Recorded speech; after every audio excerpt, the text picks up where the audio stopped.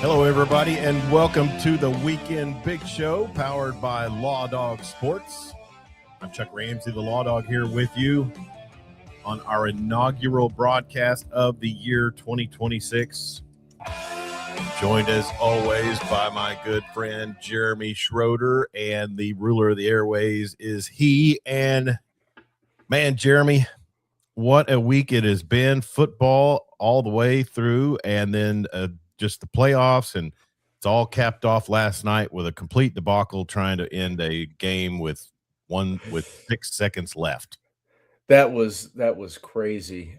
They rolled that stage out there how many 3 times? Yeah. And had to roll it right back off because somehow there was a second left on the clock where we've got rules that nobody knows. We've got missed face mask calls on a crucial second down that would have converted for a first down and would have allowed Ole Miss to run the clock out right in front of 2 officials, just staring right at it. Just not so even blatant.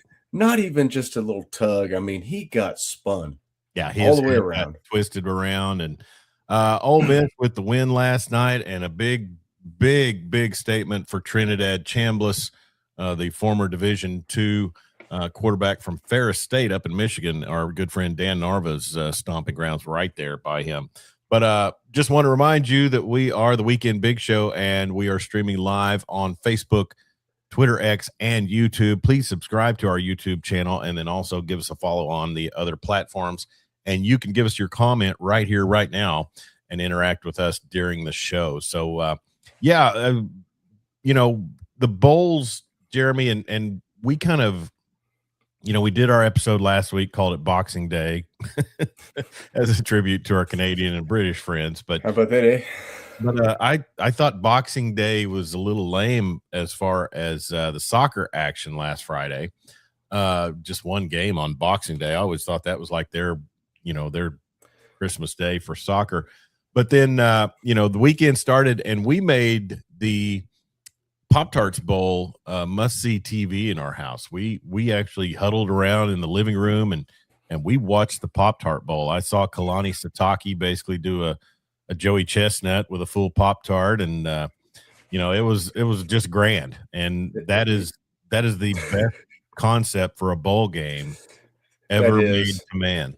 It is, man. That is the People's Championship. If more bowls would roll a giant toaster out and throw the mascots in it at the end, I think this country would be a much better place. Well, I'll give Duke's Mayo Bowl some credit too. No, that's gross. It is. But gross. Just the fact that it's all about the participation level, Jeremy, and the fact that you got coaches who are willing to go out there and be doused in nasty, vinegary mayonnaise. Pop-Tarts are delicious. They are. They come in many flavors. Some people love frosted cherry.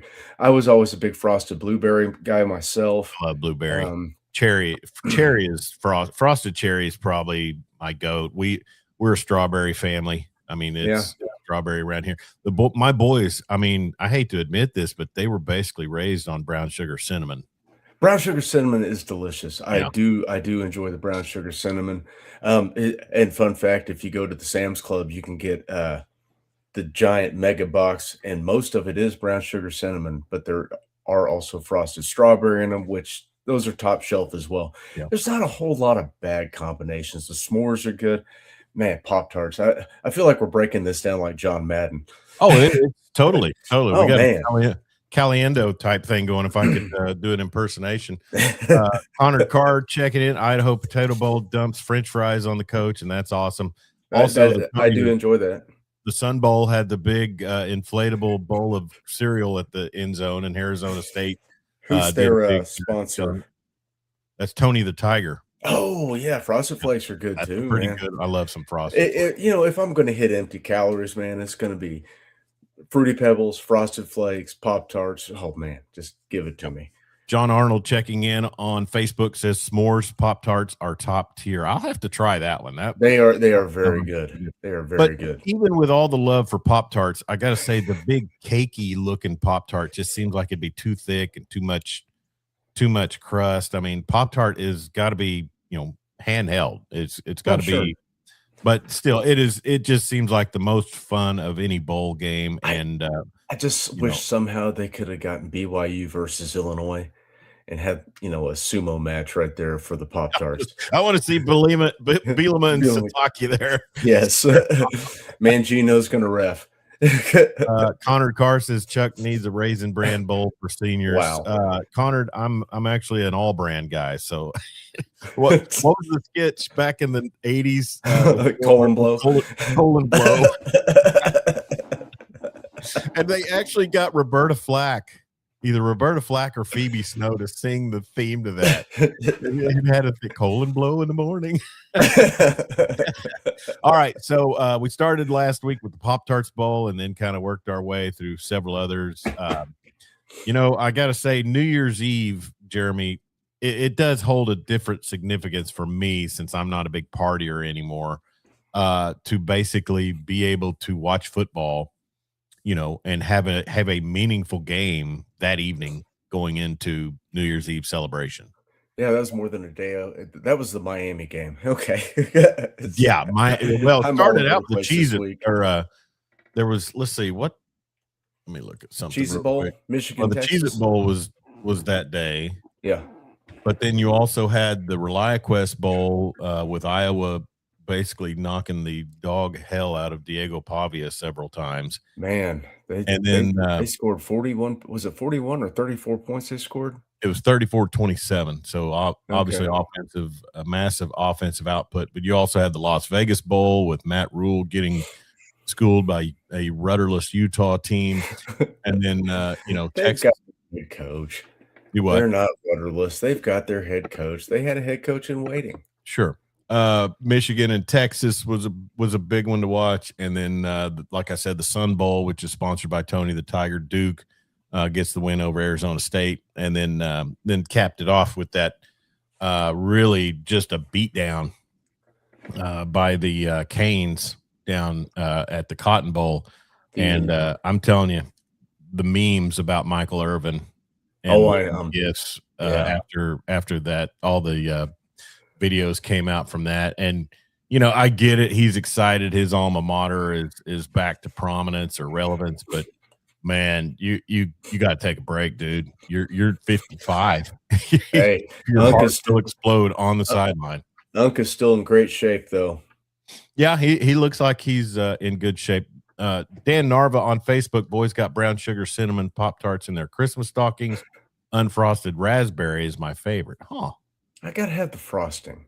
If I'm going, I'm going. If I'm doing a Pop-Tart, it's frosted. Gotta cap or it. It's yeah. I'm not messing with those unfrosted. But no. Funny thing about Pop-Tarts is back when we used to be on the air on KSEY in Seymour, Texas, and we did we did a lot of stuff with Corey Hogue, who was working for Dave Campbell's Texas Football and covering a lot of high school football in and around Wichita Falls. There was a coach down there at Holiday named Frank Johnson, and MJ Baird, who was was a sportscaster down there on one of their TV stations, had a clip of him after a big win. He goes, "It's better than butter on a Pop-Tart," and that was kind of tried that. I mean, you'd probably have to do that on an unfrosted toaster oven. You wouldn't want to put butter on your frosting. No. I could see where a brown sugar cinnamon and unfrosted and some butter. Maybe as a dipping sauce? No, you'd probably want to take it out of the package. It'd be really messy. What you do is you take it out of the package. Then you got to put the butter on there. Then you put the butter on there, boom. But, get a toaster oven so the butter doesn't run, into your electrical gear. But that I could see where that warmed up and softened a little bit with some butter. That would probably be good. Dan also says Pop-Tarts made in Grand Rapids, by the way. Kellogg has a factory here. I know, Dan. I watched the Seinfeld movie, which, by the way, I highly recommend. That's some of Jerry's greatest work, and that's saying a lot. Love the Pop-Tart movie. Unfrosted, I believe is called. And then I've Connor, not seen it. oh yeah, it was on Netflix last year. I you and your daughter would love it. Okay. If your daughter loves a Pop-Tart once in a while and you do too, it's a great movie. Connor Carr calls out Dan Narva for Unfrosted. That's got to be a box you check when you get put in the loony bin. Damn. I wouldn't go that far, but No, I mean, it is sometimes people just peculiar. don't want the frosting. How about that, Connor? But you gotta Not have the everybody's frosting. I mean, not everybody's from Northwest Arkansas. if you're gonna have a daggone Pop-Tart, man, you gotta go all the way. Oh, That's yeah. iffy. That's a little iffy. Come I on, think Dan. I think we used I think when my boys were little, I think it was Unfrosted we used to I've had you know, unfrosted, but they just don't hit the same. Now a frosted raspberry would probably be fantastic. frosted raspberry. Yeah. Yeah, I could see that. Anyway, so the Pop-Tart Bowl was great and the Pop-Tart discussion is great, but we did have bowl games on New Year's Eve. And like I mentioned, Nothing like getting derailed right oh, when the show well, that's what starts. we're here for. I'm not even mad about it. Then Dan Narva responds to Connor, harder than ever to find Unfrosted down. I don't even think they make my favorites anymore. I do see Unfrosted, and I think I do too. most of the Unfrosted is either strawberry or brown sugar cinnamon. When I'm picking up the oatmeal, I have to stop and Yeah. stare at the wall of Pop-Tarts and So New Year's Eve wistfully. brought a lot of different things, and as we mentioned, the Canes used their defensive pressure, and then also Carson Beck's ability to find accuracy from time to time. But they do get the win over, I think, wasn't Ohio State the odds-on favorite from Vegas to win it all? They were, and this is just another example because it's now 1-6 of the bye week Yeah. being an absolute killer. You know The who extra told the week bye off. week myth to go pound sand? Kurt Signetti, Kurt Signetti. but he I'll also built beat a your butt after 5 weeks off. he also built a program that was sitting on sand. Yeah, yeah. So We'll talk more about that. But the things I took away from the Ohio State Miami matchup was just, you know, Reuben Bain and what's the other guy, Mizador. yeah, The other edge. I mean, they're when they want to play, it really does make it tough for a quarterback to have any time in the pocket. My question is obviously Kevin Jennings and who's our quarterback at Louisville that used to be Miller Moss. Yeah, Miller Moss. Those two guys abused that defense pretty bad. So Ohio State refused to max protect. They refused to chip with the tight end. They weren't using backs in pass pro. And their offensive line could not deal with the speed and physicality of the Miami edge rushers. Was it a deal where they just thought give him just enough time? Because obviously he didn't have it, but No, because Ryan Day as a play caller is a notorious choke artist. yeah, he's had his moments. I was pretty stunned at the lack of physicality, and then also And it's arrogance. But also, I'll give Miami a lot of credit. Stick with the run. My gosh, stick with the run. Even last night, Ole Miss and Georgia. I mean, both of those defenses were just toast. And you know, Indiana. And I think I put out a tweet yesterday. Inability to run the ball equals, you know, losses. I mean, if Xavier Robinson catches that pass, Miami probably would have rolled over just like they did last night. You mean Bama? Bama. Yeah. Yes. Yeah, they found their last bit of gusto they found in that second quarter in Norman. That I'll say that. I'm telling you right now, when that second half started, there was a whole lot of quit in the Crimson Tide. Yeah, yeah. Well, and the bookends, you know, for that performance for them was a total ineffectiveness against Georgia, and then just the collapse they had against Indiana. But I gotta say Miami, and I think they did this against Texas A&M too. They're going to stick with the run, and they're going to run it late, and you better be able to stop it because they'll break off some big chunks. And Miami is dangerous. They are, and they are talented. I mean, I hate to say this, but they're back. Their only deficiency is the guy with the headset on the sideline. Yeah, he could pop up at any time, but I'll tell you this much. I sure do hate seeing all of the old Kane guys, all of the U supporters back there on the sideline. Helmet Head was in attendance Yeah, the other night, and Cristobal's, I don't think Cristobal played for him. I think Erickson recruited him, but I'm sure Double J was around there. probably. Eh, I've got friends that are Miami fans, and I don't understand why they're Miami fans, but they grew up in the era when it was cool to be a Miami fan. Yeah. Hey, we're entering into an era where it's the dynasty is dead. So Dynasties are, yeah. I these mean, teams with the bags, or unless you're Kurt Signetti, you're going to have different champions a lot. The mhm, back-to-back thing, it's going to be too hard to sustain. With yeah, Portal, everybody's got money. There's so much player movement. It's going to be too hard to sustain. yeah. Unless Signetti rips off 6 straight, which he probably could. I don't know. Well, Like, we'll get to the I Rose think Bowl. he may be a warlock. Yeah, he's got a devious look about him. But no, we'll get to the Rose Bowl here in a minute. But I will say this: Ohio State, I think, really their team, Jeremy, reminded me of OU in 03. They Yeah, looked so dominant through a significant portion of the season, and then just to drop everything you're kind of able to do in your conference championship and then in a bowl game. I mean, yeah, they got exposed. yeah. They lost their play caller, they lost their coordinator, and the offense suffered for it. Yeah. Yeah, and, Which you know which and let's talk about that blows my mind because that's Ryan Day's offense. And if you watch their offense during the year when Hartline was calling the plays to what Day was doing, it did not look the same. It yeah, didn't look the same. I mean, what is the difference there? That's an offense Day has coordinated, mhm, and that's what you come out with? I don't get it. The mhm. refusal to chip an edge, the refusal to keep a back end and pass pro. I don't get it. I guess it's just the Ryan Day effect of him just Well, and not don't being forget able to show up in also, big games. I mean, they have the Jimmies and Joes on defense, and all I heard was Matt Patricia this and Matt Patricia that, but Jim Knowles had it rolling there too. He did, and he had, he was there. How many years was he there? 2, 3?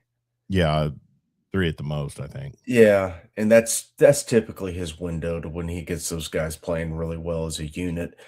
I guess he had some of those guys at Oklahoma State for good lord, how many years were those guys in college? I mean, that was at the height of the COVID nonsense. Yeah. And yeah, that defense last year was outstanding.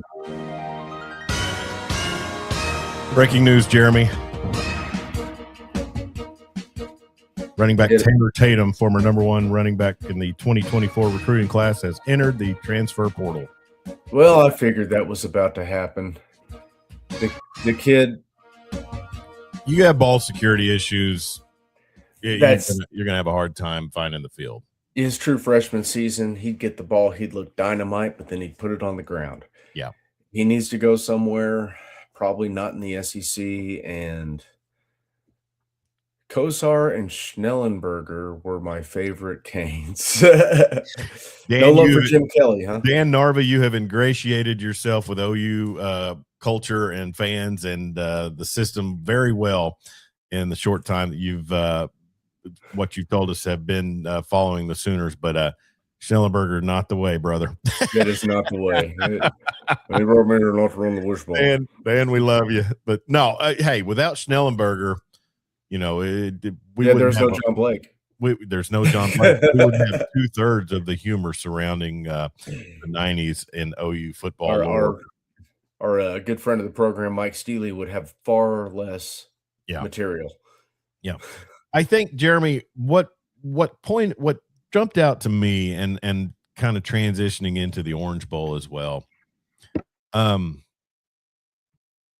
What jumped out to me, and this was OU's problem, it was Michigan's problem, it was uh, Texas A&M, is you know, not playing in a conference championship game and going up against the other best team in your conference. Of course, Miami didn't, and they're kind of hitting their stride. But you know, so much of the positivity surrounding some of these teams coming into the bowls and the playoffs is just that so much was built on the backs of subpar teams. Mm-hmm. The Big Ten is weak. Super top heavy. It's super top heavy. I mean, right now I would go as far as saying it's one team in that league. I mean, Oregon is in the Big Ten. yeah, okay. Give them their flowers. They took BTA yesterday to the They Red did, Raiders. and that's where I was kind of transitioning. Is I mean, OU for all of their deficiencies. I mean, they played well. What we thought was a really tough schedule, but with Missouri, LSU, and Tennessee basically being, I mean, you would have to say they're mid to the bottom part of the SEC this season. I would say mid. Tennessee. Would you take Missouri to roll into Starkville? Connor would. Would you take Tennessee? I mean, shoot, Tennessee, didn't they have to have overtime to beat, or didn't they barely sneak one out against anyway, by the time Tennessee got hammered in their bowl game, it got shown out that they had no wins against a team with a winning record this season. Yeah, I think they missed a field goal late against Georgia. Yeah, they were in that one. Then Alabama beat them. I don't know. I mean, they were I think Tennessee was just good enough to get their ass beat. Yeah. You know what I mean? I mean, they were good enough to play with folks, but they just didn't have that certain quality that gets good teams over the top. I guess what I'm saying is when you look at the SEC and you say, okay, we knew going into the season OU had a gauntlet, and still probably you would, but I mean, there's a lot of deficiencies late in that schedule as far as like true tough quality opponents. Sure. But you get the win in Tuscaloosa. That's no matter what the situation, that's huge. But what I'm getting at is you could almost flip. I mean, I don't think Texas going into overtime in Starkville is on the same comparison, but Mississippi State made a bowl. Florida was dog trash, but Sunbelt Billy gave him, he gave him his best Nick Saban impersonation. Mississippi State made a bowl because they ran out of 6-6 teams. So still a bowl team. They won 5 ball games, Chuck. I guess. Okay, we'll give Connor's doppelganger his flowers. Okay, they did get an SEC win this year. Yeah, first one. Dan Narvis says, scant knowledge of Schnelly and Norman. He did bail for the USFL, unfortunately. I think he bailed Norman to get out of town and then eventually started the program at Florida Atlantic. Yes, he was asked to leave Norman. Bev Schnellenberger was asked to leave also. The local retailers. The local retailers were very, very happy when she left because So yeah. It was a lot of fun. I mean, it sucked at the time, but in hindsight, what a glorious. And that 5-0 start though, man, that was magical. Oh yeah, and the asterisk statement against Colorado, and Skippy was coaching the Buffs then and fired back. I mean, think about that game shut out by Oklahoma State. Yeah, think about that game and that interaction. Was that 12-0? Yes. Yeah, that lived in lore forever. But think about the interaction between Schnellenberger and Skippy now if there were social media back then. I don't think Howard would have been able to operate social media. Oh, he would have been drunk. been drunk doom scrolling, huh? God rest his soul. John Arnold says SEC has not looked good overall this bowl season. Well, John, if it's not a playoff game, the SEC doesn't care. I mean, I'll say that the SEC book of excuses. The Texas Longhorns cared, and even with the portal depletions they have, they went out and took care of the Michigan Wolverines, which I mean, Lord knows they've had enough of their problems, but Kyle Whittingham in attendance to oversee his future endeavor. But the hype train has begun, John Arnold, and it's Arch Manning for Heisman next year. Is he going to have anybody left to throw the ball to? You have to figure Sarkisian's got some underclassmen and then some guys he's targeting. I mean, we know the bag's going to roll out in Austin, and let's just pray they don't get Cam Coleman. I know, right? So, anyways, on to the Orange Bowl, which my God, played so early in the day, and I know they got to fit in 3 playoff games, but Texas Tech just totally outshined on their offensive side. And kudos to our friends Ryan Hyatt, and then also I've got another Texas Tech Twitter page I go back and forth with a lot, Flatland Sports, and I just sent him the gif of James Franco with the noose around his neck. Said first time. Oh, the only retort I have to that is like, yeah, we got our butts. Oklahoma got their butts kicked in the playoffs a few times, but never got shut out. Well, it's and it's the perplexing part of football, Jeremy, is you focus on improving one side of the ball, and you in this day and time of portal additions and and recruiting. I mean, you got to have both sides of the trenches. That's just all there is to it. Well, yeah, you're right. But you would think with the money they spent, they could have taken care of that. Yeah. Well, I mean, that offense looked fine in a glorified Group of 5 conference that the Big 12 is. Well, thank you for taking my point. Oh, I'm sorry. I mean, no, you're exactly right, because Baron Morton looked like he could wheel and deal against Kansas State, and I know that. I know that's mean to say. The Big 12. Well, it's not when you've lived it. I know. I know, because Oklahoma dominated that conference, and it never amounted to much because, for the most part, on the big stage and not be able to perform. Get on the big stage against peer programs, which Oklahoma, Texas, the teams that they're losing to in the playoffs are peer programs. And I'm sorry, Jeremy, sorry to interrupt you, but that goes back 25 years. I know. I mean, on the biggest stages, the Oklahoma offensive line was never able to accomplish what they needed to accomplish in any game, except the Rose Bowl in 2018. And I've probably made this point sometime in the past, but it always seemed like the Big 12 was, you had 3 contenders and everyone else was just a spoiler. Yeah, totally. They were just good enough to beat you if you had an off day, but outside of that, they weren't doing anything. They were going to win their 6 games, 7 games, 8 games, go to a decent bowl. It's not been a good program as far as developing these big time O-line, D-line. I mean, it's skill guys, but hell, there's skill guys everywhere. Mm-hmm. I mean, you go to Tulane, find skill guys. SMU had skill guys when they were, what were they, Conference USA or Mountain West, or what were they before they joined the ACC? Were they in the American? Yeah, they were in the American. Yes. Yeah, I mean, they had skill guys. There's 5'9" to 6'1" guys that can run, just wandering around everywhere in this country.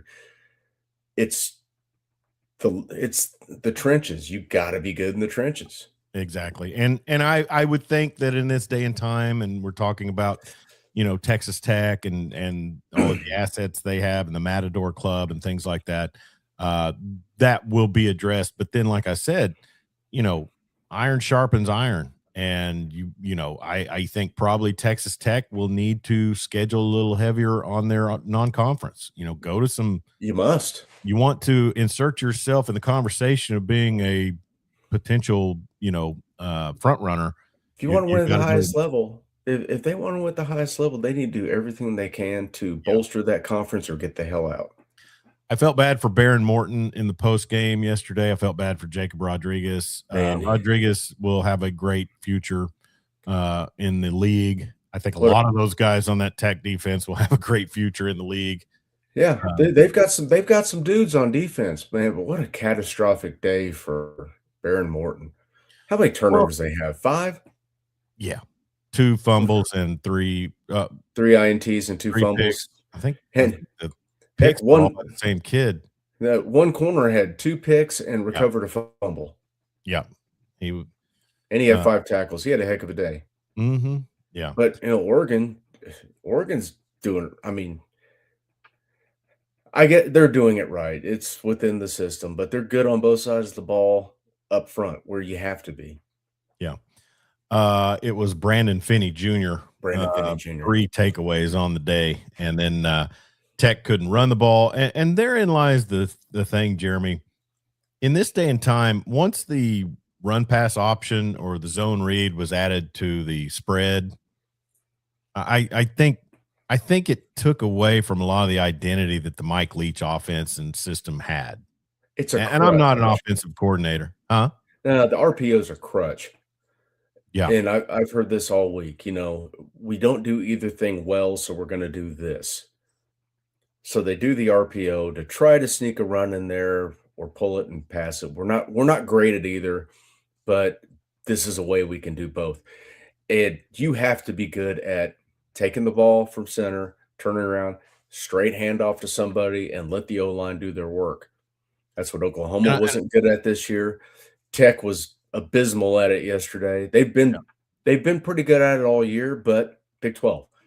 So yeah, you've got to be able to run the football.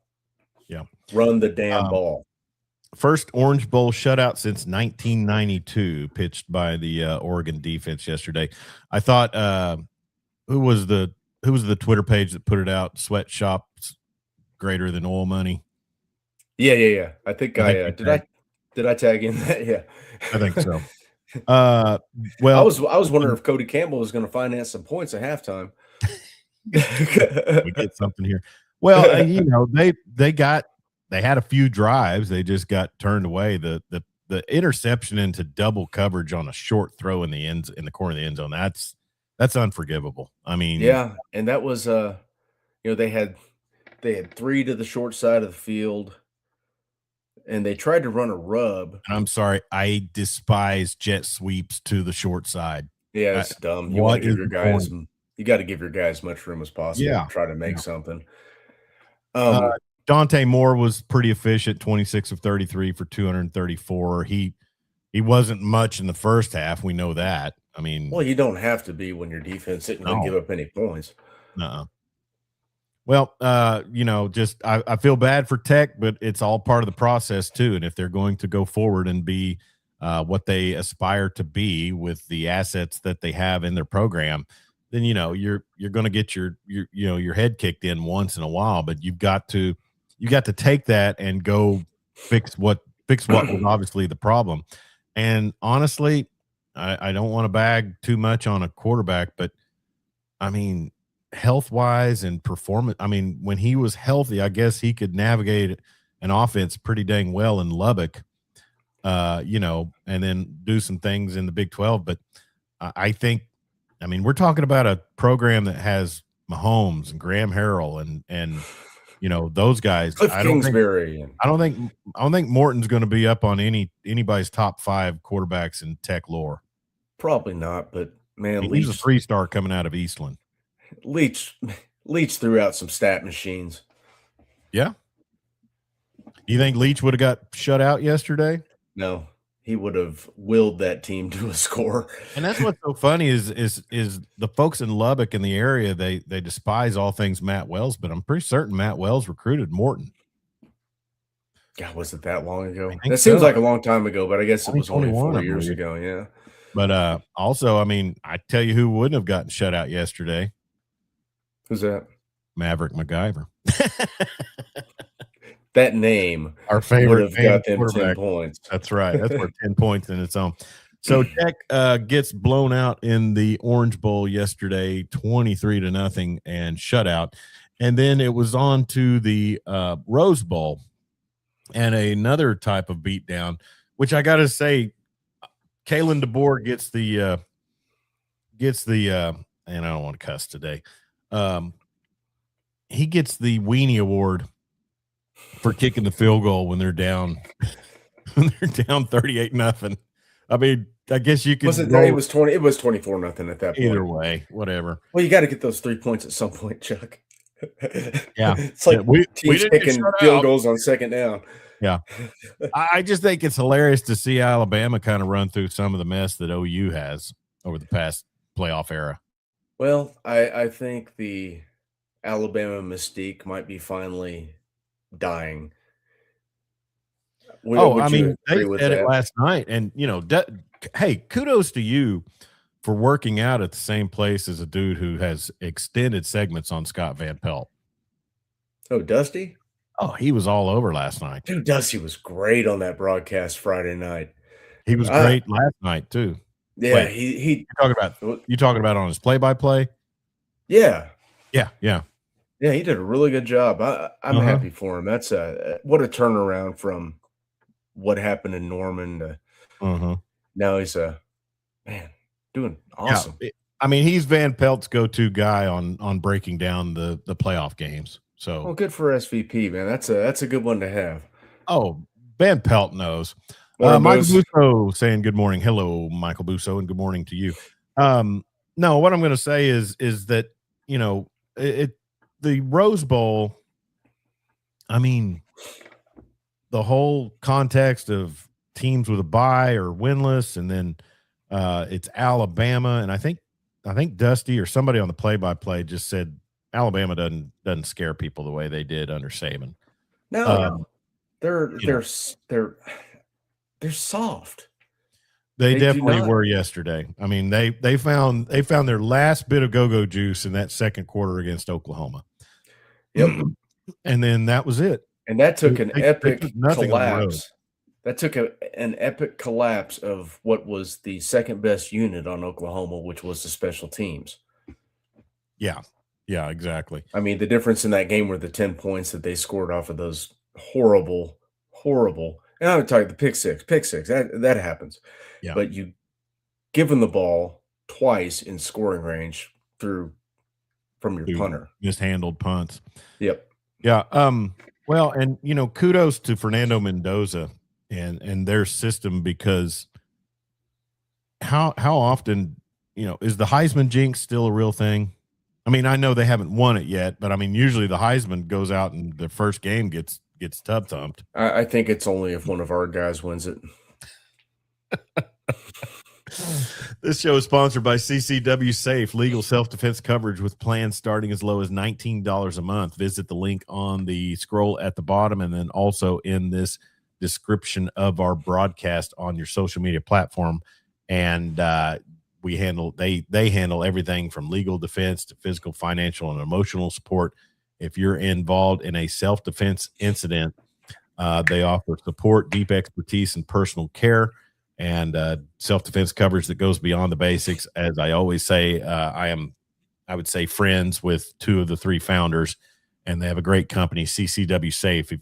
Even if you don't exercise your Second Amendment rights, they will give you coverage even when using any legal weapon of opportunity for self-defense, not just firearms. So be sure and check out the CCW Safe. And Marty Wandry from Clinton Liquor checking in. I was totally wrong about Indiana. Yeah, I'm not ready to go out and say that I was wrong, but I did kind of have in the back of my mind, it would be just about like Alabama to go out there and boat race the Hoosiers. But those days of thinking that the Big Ten is slow and cumbersome at the top, those days are gone. Yeah, you've got two teams at the top that, oh, by the way, they're still alive in the play. They're playing each other. Man, those are fantastic teams. Yeah. Well put together, good on both sides of the ball, good where it counts. Is Kurt Cignetti the active GOAT? Yes. By far.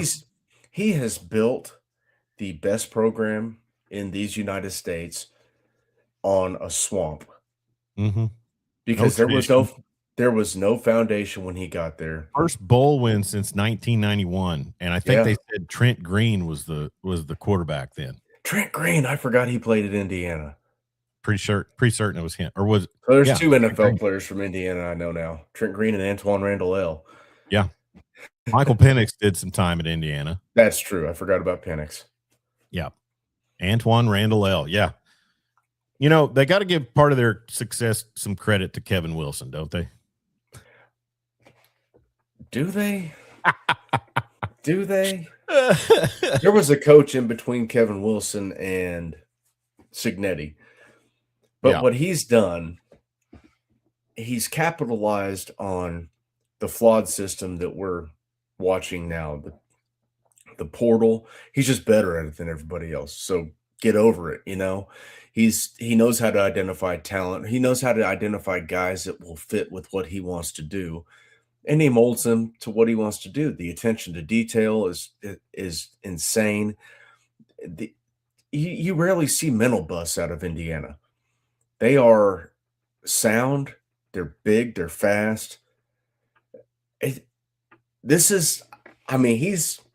already passed Snyder. 2 years. And the Miracle in Manhattan, that was cute. That was nice. You got a bad team. You won a few games. You won a conference title. This guy's going to win a national championship. They didn't win a yeah, they did. They beat Oklahoma in the 2000. Yeah, for some reason I drew a blank on thinking Snyder was there, but he was there. Yeah. Yep. Yeah.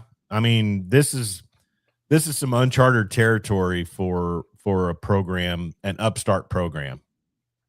And I know it's not hyperbole. It's not. Because I would say if anybody's akin to throw out hyperbole about something new, that would be the ones that are 25 and 30 years younger than you and I, sir. Yes. I mean, this guy is at the historically losingest Division I program. And he has turned it into back-to-back playoffs.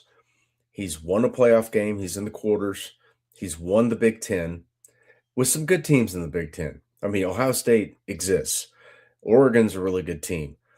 And he has just taken care of it. Yeah. And the demolishment of Illinois, I think Illinois is not a bad team. No. The Big Ten, I think you got those three at the top. There's that second tier in there where like Penn State, Illinois. I think the bottom part of the Big Ten is not as good as the bottom part of the SEC. If I had to just pick them today, sure. Because who is the bottom of the SEC? Kentucky, South Carolina, and Mississippi State.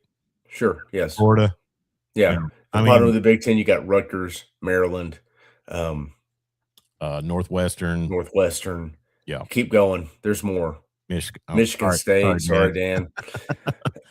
Michael Busso says, I think a lot of people are rooting for Indiana to win it all. Hell yeah, they are. I want to see that train hit the depot, Oh, yeah, let's get it done. Maybe Cignetti will retire. Cignetti's expressions during games and in the post game are hilarious. I mean, he literally looks like he wants to go find somebody and murder, while the game's going. Dan Narva does check in, says nice wake-up call for the former Big Two of the Big Ten. Think it was Tom Allen before Cignetti. Believe he went to Penn State as a DC. So, yeah, and therein lies the whole thing. Jeremy and Marty Wandra had commented, Google him earlier, which I think you might be doing. But, that in essence is the whole thing about this story is if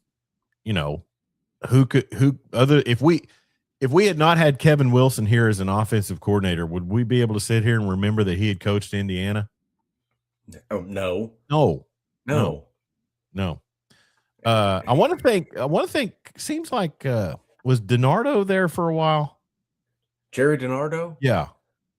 Man, I don't know. I think he was. We need our Big Ten historian to chime in. Dan Narva, let me know if Jerry DiNardo was there for a while back, maybe in the early part of the 2000s, because he was replaced by Saban at LSU, if I remember right.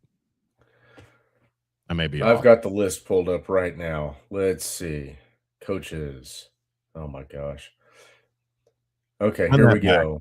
Allen, Lynch, Terry Hepner. Jerry DiNardo was there from 02 to 04. Okay, so Cam Cameron, 97 to 2001. Look up where was 02 to 04. So DiNardo was at LSU, wasn't he? Well, let me just click on Click on Jerry Jerry. DiNardo. He coached at LSU from 95 to 99. 2001, he coached in, I don't know what that is. Birmingham Thunderbolts. What league is that? And then Indiana 02 to XFL. Mm. Sorry. The Oh, original, the he OG hate me. XFL. He hate me. Yeah. Who was there? Who was between DiNardo and Saban? Or did Saban go there in '99? Terry. Oh. Oh, I'm dang sorry. Don't worry about it. it. Let's get on past the Rose Bowl. It was an amazing game, and man, like I said, Fernando Mendoza, just cool hand Luke out there. Uh, Alabama had no answer for what they were doing, and then, man, you talk about a head knocking defense. The Hoosiers, they brought the heat. I And they were mean, down their best D lineman. yeah, yeah. So, just an amazing performance by the Hoosiers. Eric Richardson checking in on Facebook. Indiana definitely deserves to win the whole thing. They are a solid team. Enjoy watching them play. I think people are probably refreshed by the fact that they are not a household name, that they have a coach who's doing it by truly evaluating talent, not just throwing out money bags. To my knowledge, I mean, I haven't researched the Indiana NIL, I but think I they're promise you it's not in comparison to Phil Knight, you I know? mean, they received a $60 million investment into the football program. Not That's not just for 1 year. People are saying, well, they've got a $60 million roster. They do not. No. They probably got about 20 like everyone else does. Mhm. But the academics But you know what, at Jeremy? Indiana are losing their minds about it. Yeah. But you know what? I mean, we've been told this for years. I can think back to listening to sports radio in Oklahoma City in the early 2000s. The Big Ten schools have enormous alumni bases. Yeah. And you tap into that, you have somebody do excessively well and they want to support their alma mater, you're set to go. Oh yeah, You know, definitely. I mean, it may not be oil money, but I'm sure there's a lot of money out there. But still, at the end of the day, it's Indiana. You're trying to attract kids to, and you can't miss. You can't. Think about And he it. hasn't. Think about if he would have taken a package deal on Fernando Mendoza and Jaden Ott. I would have been okay if he would have taken Jaden Ott. But he's gone 24-2 in 2 years. Mm-hmm. He's had 2 different quarterbacks, revolving door of O linemen. He's got a Yeah, couple of linemen that started at other P4, P5, P4 schools, and he's got one from Notre Dame. yeah. He, he's just been able to grab these guys out of the portal and plug them in and not miss a beat. And that's crazy to think about when we see guys like Jaden Ott. We see guys transfer in and they just don't see the field like oh heck, I'm trying to think of the kid that transferred from Stanford this year and is transferring right back out at Oklahoma. It Kent. was not Connor Kent, an offensive lineman. Oh, Um, Taylor. Jake no, Taylor. Jake Taylor's been there for a while. He just never plays. Sexton. He's one of he's also one of those guys that's a permanent uh uh it's a Kula name. Not Michaela, but no. Let me look at. I've got. Hmm. Let's anyways, Yeah. he hasn't missed. Everyone misses in the portal. Everyone. He Mhm. hasn't. Yeah. I don't know. Well, and so just kudos to Indiana and Kurt Signetti and Fernando Mendoza. What a great story. Two brothers on the same team. One comes in and backs up the other. Mom, dealing with multiple sclerosis there in the stands watching her kids.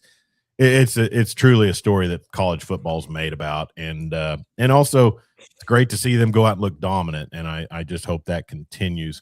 Dan Narvis says some big money infusion into Big Ten schools. Northwestern making noise building $1 billion stadium, pouring money into staffing hires. Yeah, I would say with Pat Fitzgerald, no, he's not at Northwestern. He's at He's at Michigan Michigan State. State. Yeah.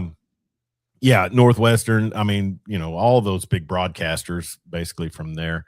Dan also says Dakin said there are many rich people at IU who were ready to invest. And that's the thing. You got to have the guy who gives you the right vision and the right feeling to, get you to cut that check. And I think people in this day and time, even rich people, are pretty, you know. My exit question on the Rose Bowl, Jeremy. Where does Kalen DeBoer go from here? Does he keep hitting the transfer portal hard, or do they, I mean, He'd better Tyson's figure probably staying, right? he'd better figure out an offensive line that can run block. I mean, Yeah. that's the biggest. Luke Baklinko is the name I was looking for. Yeah, he transferred in, didn't really play, and he's transferring back out. Marcus Strong, defensive lineman in the portal. That one bugs me. I really liked him. I thought he was He going to was be a set to good be the player. guy next year, right? Well, he was going to be in there One of behind the Steph guys. Jackson. Gentry Williams, Devon Jordan, cornerbacks. Anyway, so I would say Alabama, they've got some soul searching, and they've got some. They're like a lot of teams. I mean, they're kind of in the same boat as OU, deficient in areas of the field that they're not normally used to being deficient in. So we'll see what they do. But it was quite. I mean, it was not the beatdown I was expecting. I honestly, I wasn't too shocked by Texas Tech. I thought their defense, maybe could have held Oregon enough, but I mean, when you're out there for 69, 70 plays, you're gonna give up some things. But that Indiana beatdown was not what I was expecting out of the Rose Bowl yesterday. So then that moves on to the Orange Bowl last night, and what a classic game it was.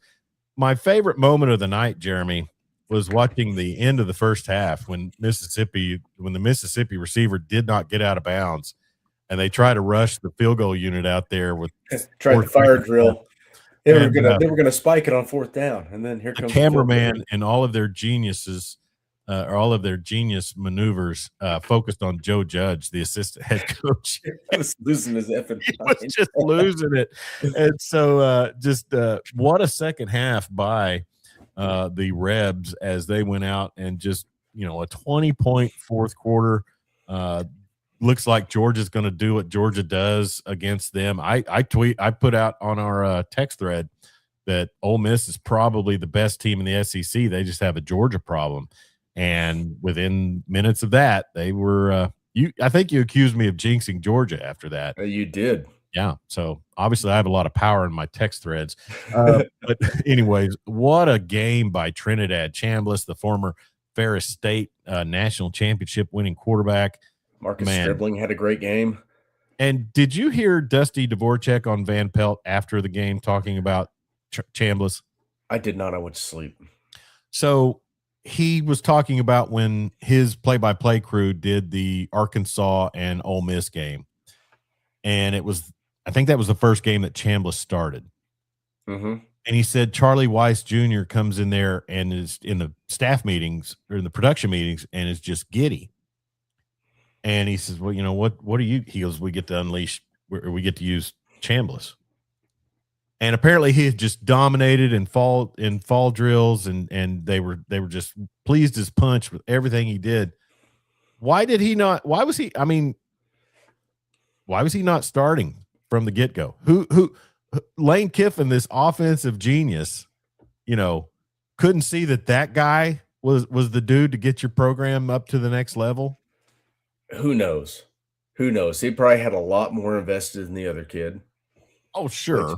And here we are with pro sports again. They had a ton of invested in I can't think of what the other kid's name is right now. Simmons. Yeah, Austin Simmons. And he was going to be the starter come hell or high water unless he got hurt. Chambliss comes in and just blows the doors off it, man. That kid can play. I saw a tweet last night after Chambliss was doing some of the things he did, and somebody said, does it look like Lane was maybe holding him back? Maybe. I mean, just an amazing – some of the plays on that in that quarter, I mean, just scrambling. And that I think I put out that, I wanted the team to win that have the best chance to beat Miami and send them packing. I thought it would be Georgia, because Georgia probably would be able to run the ball. They they've got a humongous offensive line, but I didn't trust Gunnar Stockton in the heat of that pass rush. I would trust Trinidad Chambliss. Now, Yeah. I don't want him getting too fancy against Ruben Bain and Well, see, that's the thing is, Gunnar Stockton is like sneaky elite. sure. In the fourth quarter against ranked teams this year, before last night, he was 29 of 32 with 6 touchdown passes. That was a stat they threw up Mhm. there that I Yeah. kind of made a mental note at. So Stockton's really good. Now the defense was their Achilles heel for the first half of the season. Yeah, they were pretty weak.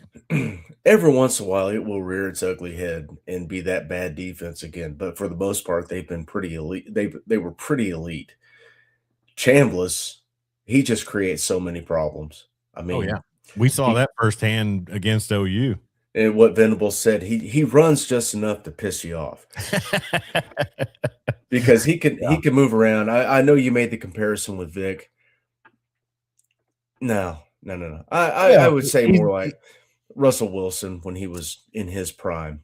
I mean, he's not going to I'm just saying the performance last night in a Sugar Bowl was reminiscent of a 1999 performance in the Sugar against Bowl Florida State. against Florida State. That's kind of where I was going with that. Yeah.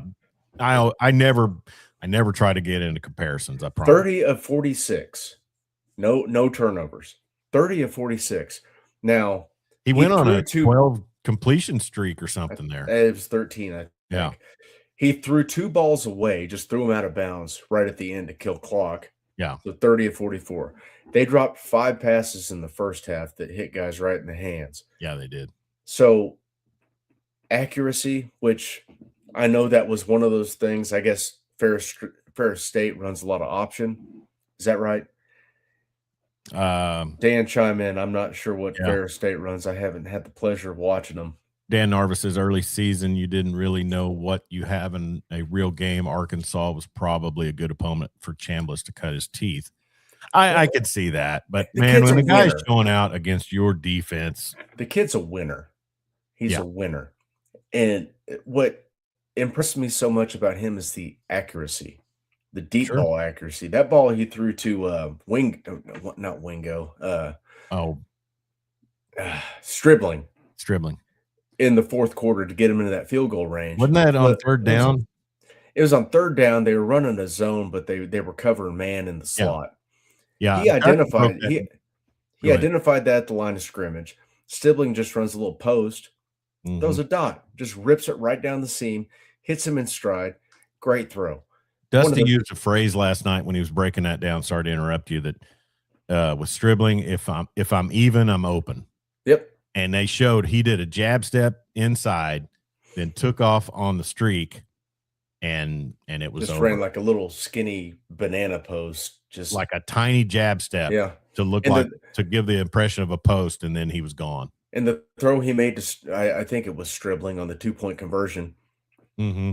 He couldn't see him. He just had to trust him that he was going to get to that spot. He did. It was that one perfect. And the touchdown before that, the one to Haas. Yes. Luke Haas. Yeah. He was down to his third read and just jammed it in between 2 defenders right on this guy's body. My fear for a kid like that is did you use all your ammo in that game? Can you go replicate that? I think you can. I think you can too. As somebody who's invested, as someone who's invested in the Ole Miss success, I would same. I want Ole Miss to win it all, but this is where college football is just the worst right now. Right now, Charlie Weiss, that offensive staff should be breaking down film, developing a game plan. You know what they're doing right now? Recruiting for LSU. They're on campus in Baton Rouge because portal opened today. Did you see Kiffin get welcomed into LSU women's basketball by Kim Mulkey? No.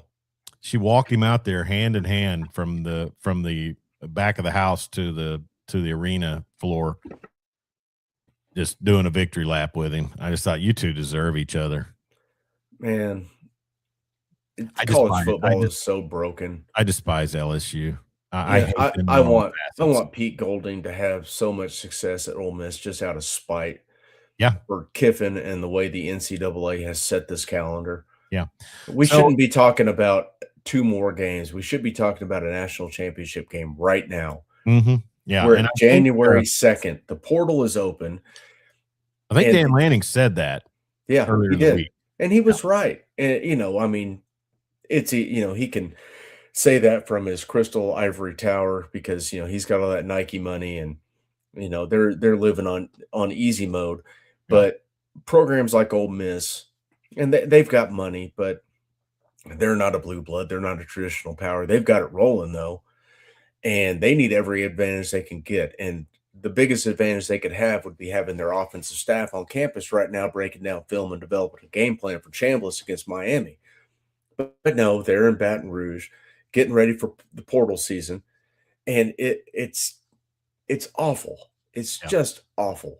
Do you think, I mean, with them staying on, do you think that they would delay their duties in Baton Rouge? Well, no, they're under Or contract with LSU. I know. And then Kiffin got 500,000 bonus last night for that Yeah, win. and if Ole Miss wins the Natty, he's going to get $1 million. But actually, I think that LSU pays that to Ole Miss as part of the buyout. Well, I hope I so. think that's just money knocked off of the buyout is all. But I still, hope it, so. You got I a get it. state that's near the bottom in education going to be doling out all this money to Mississippi.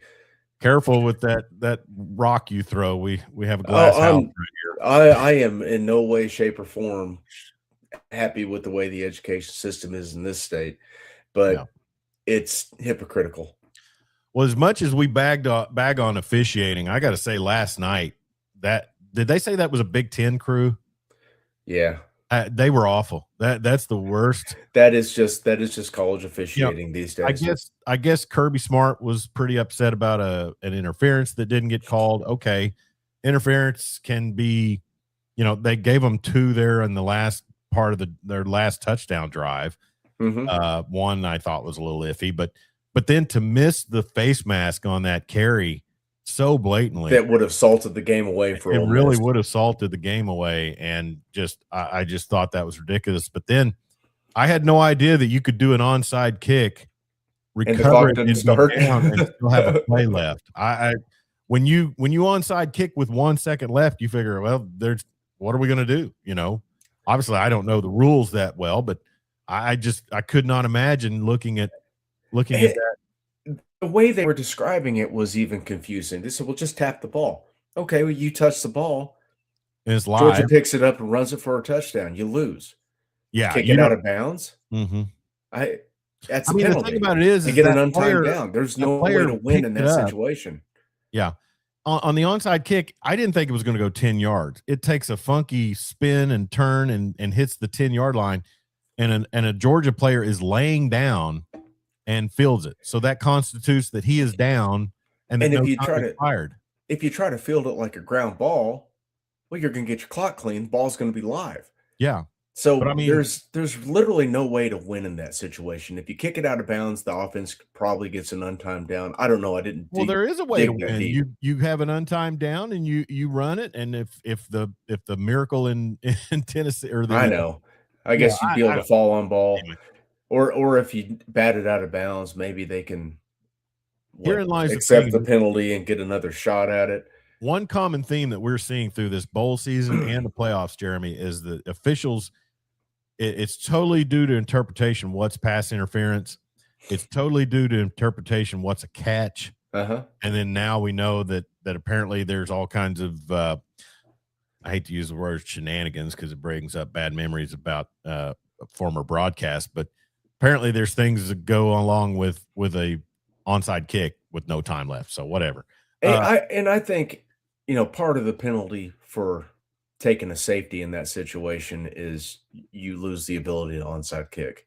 I've been kind of taken aback by some of the onside kicks I've seen after safeties. That's I always thought Oklahoma had one against Auburn. I always thought you just had to kick it away. Yeah, Whole it should be part of built into the rule that you do not have the opportunity to complete an onside kick. All right, Jeremy, playoffs are set. Oregon will take on Indiana in a rematch. I think Indiana is a 4-point favorite, and then Miami will take on Ole Miss in the Fiesta Bowl. Hopefully, it'll be reminiscent of some Fiesta Bowl debacles for Miami in the past. But they are a 2-point favorite over the Rebs, and like you said, my prayer is just that there are some competent offensive staff there to help get ready for that pass rush and all of that stuff. Real quick, and I want to address something you said earlier. I'm watching highlights of the Ole Miss Georgia game. You said Vic, and I don't want to be that Chris. No, you are Collinsworth. that guy, so go right I don't ahead. want to be that guy that Chris Collinsworth. Man, it's Patrick Mahomes running around, shovel passes, getting loose. Shovel pass to the back while he's under high duress was getting loose and finding the guy downfield in stride. I just thought some of the deep throws were so reminiscent of that. It would have been the 2000 Sugar Bowl. It was off of the 99 season. Virginia Tech lost to Florida State, but just the way he handled himself in some of those deep throws. Russell Wilson used to Russell throw had on a the great move. deep ball. He used to be able to throw the deep ball on the move better than anybody. I just the setting, because it was at the Sugar Bowl, and then just the way he was looking at, just I just thought it reminded me. He didn't take off on any big huge runs like Vic did, but he navigated the long ball. Hey, real quick, we talked about OU, and we said in the production meeting that we would have a New Year's resolution, 3 things that you want to resolve for OU football. And as you mentioned, one came true yesterday, and that was the firing of tight ends coach Joe John Finley. Tight end, obviously a situation and a position for Oklahoma that needs to be remedied. Grant Calcaterra is the last one I can remember that I thought really was a playmaker. Now, Bauer Sharp, who knows what he could have done in a situation with an offensive coordinator. Jaron Canick had moments this year, but to me, he was more of an H-back. I mean, I want the big 245, 250-pound tight end that can block and kill people down the seam. So during his 5 seasons in Norman, and this is from a tweet that was sent to me. I didn't write this. Somebody much smarter than me. I don't know who it was to give credit, but our friend Sean King sent it to me. Finley's tight ends that he recruited out of high school, not players who transferred into the program or that he inherited, totaled only 9 receptions for 84 yards and 2 touchdowns combined. OU is currently in the midst of rebuilding its tight end room for the 2nd consecutive season through the transfer portal. 5 seasons, 9 catches. Not even 2 catches a season for an entire position group that is used heavily. Yeah. That is anemic, to say the least. I'll say this: for as much clamoring as I've made to fire Bill Bedenbaugh, you couldn't throw that kind of onus on his units. No, you couldn't, because he's still getting guys drafted no matter how bad the lines have been. Sure. I tell you one option at tight end, and I don't know, he's an edge rusher right now, but 6'6", 245-pound CJ Nixon with soft hands and the ability to run nice routes. You know what? It could be an instant plug-in, I think. You know what's crazy about this staff and the way they've recruited? You've probably got 3 guys on the roster right now that could be generational tight ends, but they're just so good at edge that you want them there too. Yeah. And the defensive head coach is going to win. You got Okoye, who's just a big old long kid that could probably just dominate the tight end spot. PJ Adebawore, hell, R. Mason Thomas. I mean, you saw his hands when he scooped up that fumble with one hand and then just ran it in. Well, I'm gonna be interested to see, because I think that edge room is pretty. I'm sure Chavis is not willing to give up on who he's got as far as raw natural talent, and he's got some dudes, man. Got some dudes, but I'm telling you, and I called the kid's games, and I know him. I watched him win a state championship in basketball. CJ Nixon has touch, and he's got soft hands, and he's 6'6". I mean, if you want to pull up a prototype of what that offense needs, I would say it's him. But if he can be a better edge rusher, then I'm sure that's what they see. That's what they recruited him as. Yeah. Honestly, in my time, I was much more in my time calling CJ's games 3 seasons, no, 2 seasons I called CJ's. I was more amazed. Of course, he's 6'6", lining up against 5'10", cornerbacks in high school. I get that, but still, soft hands, skilled with a basketball, skilled with a football. To me, those both kind of translate. And then, we'll see what he does at edge. But I bet if that room's a little deep, that the new tight ends coach says, "Hey, coach, could I run that guy a few snaps in practice?" Anyway, so one resolution taken care of. I think that was you and I both. My resolution for OU football would be for Bill Bedenbaugh to get it back on track, turn some guys into some dogs, make that offensive line nasty again. And we've seen it when they are, Jeremy. I mean, Yeah. say what you want about those OU teams that went to the playoffs. In that situation, offense was not necessarily their deficiency.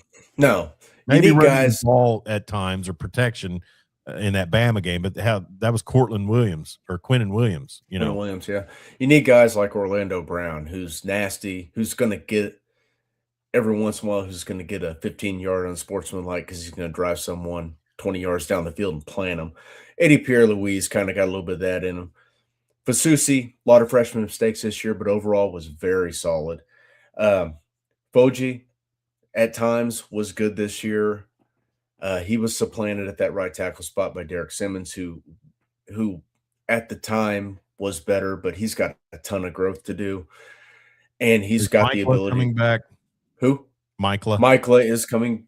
I mean, he hadn't entered the portal. He's got eligibility, so you should be right there at center. That's what I want. I want a center to go out there and be the ringleader of a nasty unit, a la Creed Humphrey. You've got coming in the recruiting class, you got a 4-star Deacon Schmidt, interior offensive lineman, 6'5", 310, looks the role. You've got a kid coming in from Indiana, a tight end, 4-star, Tyler Ruxer, who is 6'4", 220. So he's in that mold of a guy that you want there. I'm just going through the recruiting class right now.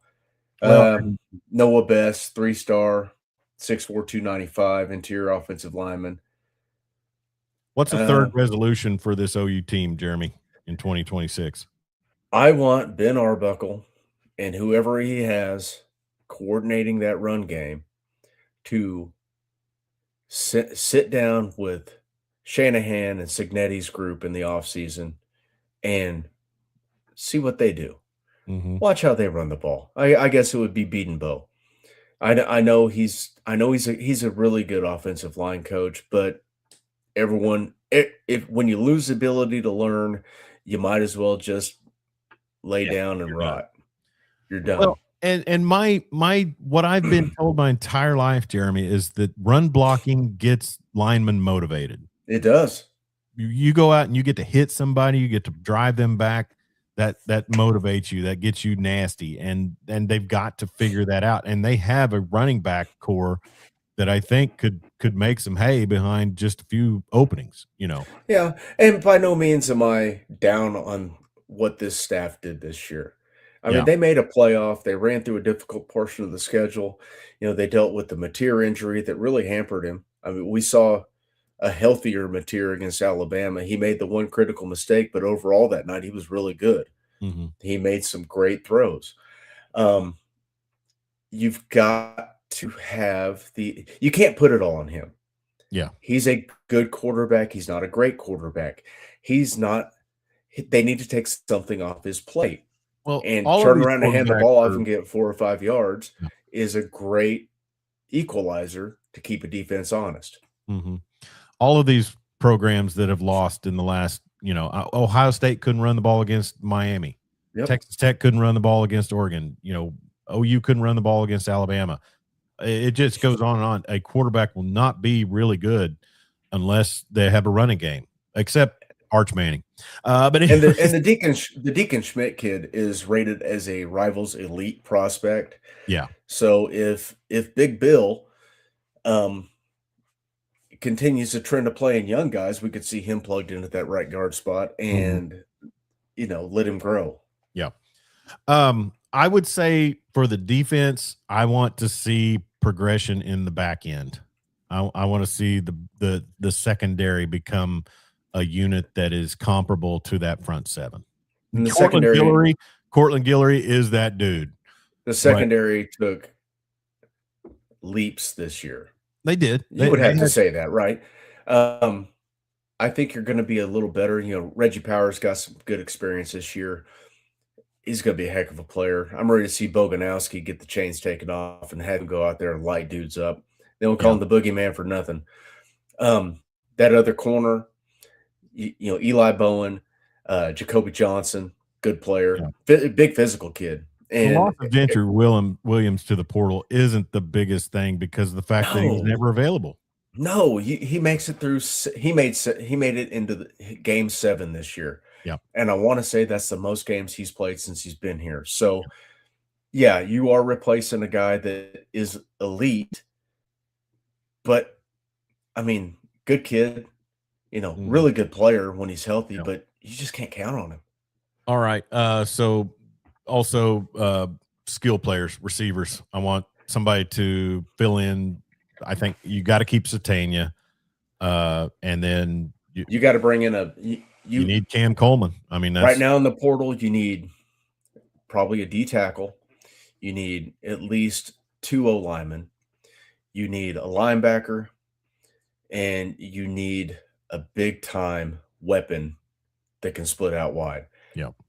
If that's Cam Coleman, dude, that's awesome because we cleared up a bunch of money with 22 guys transferring out. Do I think it'll be Coleman? No, but it'll be somebody big time. I'll just say this, and I thought about this yesterday watching Texas Tech. A lot of this new system that we see that is kind of a branch off of the air raid and things like that, it's sitting in the pocket and just looking for the absolute open dude. And I got to give credit to, and I hate to do this, I got to give credit to Trinidad Chambliss. I don't hate to do that. I got to give credit to whoever's, I guess Sarkeesian. Throw up some 50-50 balls and let your guy go up and get it. I mean, man, if you give your guy a chance on a 50-50 ball, I can live with an interception. That's the thing. Yesterday, I mean, the interceptions that Morton threw were just bad decisions. But normally, it looked like he was just looking for the guy who was sitting in on the zone and just wide open. That one he threw in the end zone. He was absolutely fooled on. They were trying to run a pick play. Yeah. And they had a 3 stack. The middle guy just ran right into the nickel corner. Yeah. But the inside corner just dropped straight back to the spot. I guess what I'm saying is I think when a team is having trouble running the ball and they're forced to just pass it, I think they're so triggered to steer clear of throwing an interception because you can't afford a turnover that you just you go through your progressions, your route tree, and you look for the guy who's visibly wide open. And that's when you end up taking that chance and letting your guy go up and make a play. And if you obviously we saw yesterday and the day before, if you make the good throw, I mean, there are throws out there. I think I heard Jesse Palmer say this. There are throws out there that are can't miss, the back shoulder, things like that, So I would love to see it. And here's the thing about Mateer. I wanted to say this, but I didn't want to throw it out there to anybody but you. But without putting shine on Nate Hibble, I just think this season for Mateer resembled so much of the 01 season for Nate Hibble. Yeah. Never comfortable in the pocket. Now he runs more than Hibble ever would have, but just pocket was not, he broke some pressures, but he just never seemed comfortable. And once in a while he would hit a guy in stride. The Satania touchdown against LSU was just a bust, but Hibble was the worst at hitting a guy, that had to go straight down after he caught it. But anyways, I want to see John Mateer get more confident in the system and also be able to really work the defense with his receiver core. I think a lot of Mateer was the thumb and whatever that did to him mentally. And then the revolving door at offensive line until he was finally healthy and they had a good line in front of him when he did look more comfortable in the pocket. Yeah. So, the progression of that offensive line is the thing that you really want to point to and say, if those guys keep getting better, this team will reach Sure. the goals it has. And As the O-line goes, the offense will go. running the And ball and is your that's goal. and that's Arbuckle Mhm. continuing to grow. He's still a young coordinator. He's still got a lot to learn. First year in the SEC, there were a lot of bumps in the road. Yep. But they're bumps in the road. It ain't forever. Yep. And he's going to figure it out. He's a smart guy. Real quick, OSU portal activity looks like Drew Mestamaker is en route to Stillwater to join his former, now back to current head coach Eric Morris. That's a big get That's a for huge OSU. get. Caleb Hawkins is probably not far behind. Morris kind of filling out his staff with a bunch of his North Texas guys. It looks like Drew Svoboda was associate head coach and now special teams coordinator, tight ends coach, and then also a new general manager. And this is the guy that is going to be interesting to see. I think I saw a TikTok reel or something. Raj Murthy is the general manager up in Stillwater. He's 24 from what I saw. And apparently he is an analytics and numbers and just research dude. So that's what they need. They credit him for a lot of that success and turnaround at North Texas. So that will be an interesting to watch. And then also Chief of Staff Orlando Sarita. And then Eric Morris bringing what he did in Denton up to Stillwater. We'll see. Brought Julian Wilson in. Yeah, Julian Wilson, former Sooner, and great one there. They lose Haas Haney to the portal, so that they better have Mestamaker, and then they better get some backups. But it'll be interesting to see the offseason for the Cowboys. You have to figure it's an injection of some juice in that program. It has. Well, I mean, hell. I mean, let's face it, they lost 42 guys to the portal. Yeah. So they were probably 25, 30 guys maybe. Yeah. So yeah, he's going to have to bring a ton into the portal. Yeah. But recruiting class is going to have to be basically North Texas North, Yeah. But he's going to have to, a lot of his recruits that they're bringing in are probably going to have to see the field a lot earlier than they thought they would. I gotta expect that he's. You okay over there? I'm yelling at my wife without yelling. I gotta expect that he's going to have more luck recruiting than Mike Gundy did. I would think so. It's a young man's game, except unless you're Kurt Signetti. All right, so OSU, we'll keep an eye on them and see how things go with them in the offseason and the recruiting and the portal system. NBA tonight, the San Antonio Spurs are on the road to Indiana, and then your Thunder are at Golden State. Nice New Year's Eve win for the Thunder. That's kind of a tradition now, isn't it? They just win on New Year's Eve. Yeah, that's the thing. 124-95 over the Trailblazers. No Wemby tonight. Yeah, he hyperextended his knee in that game, and I thought they said that it was kind of a non-thing, but obviously maybe a precautionary deal. Also, Devin Vassell out tonight. Obi Toppin out for the Pacers, and T.J. McConnell. Game time decision. The Pacers are bad. They are a walking wounded, and 6-28. Yeah, you have to wonder, Jeremy, is a team like that. I know they'll look forward to getting Tyrese Halliburton back for the 26-27 season, but is their window closed? I mean, windows don't exist. Yeah, that's true. That'll be our resolution for the show. We will quit using the phrase windows. How about windows do not exist unless it's the Lakers. Their window's just not going to open. But man, did you see the defensive output that who was it they were playing? I saw it on a tweet. LeBron. It was Houston. It was the Houston game. LeBron's down on the baseline. I think he's semi guarding Halperin.